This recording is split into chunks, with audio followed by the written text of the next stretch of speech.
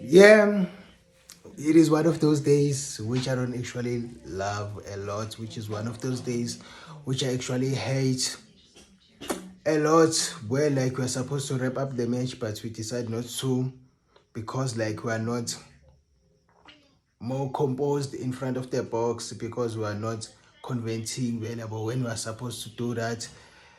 And it is sad because like Celebrity is a dominating game available, and on top of that available, it is not a thing which now we should be proud with dominating game, because like we're playing against like Chippa United, which is a team that is at the bottom of the log. So it was supposed to be like an obvious win, and we're just dropping unnecessary points.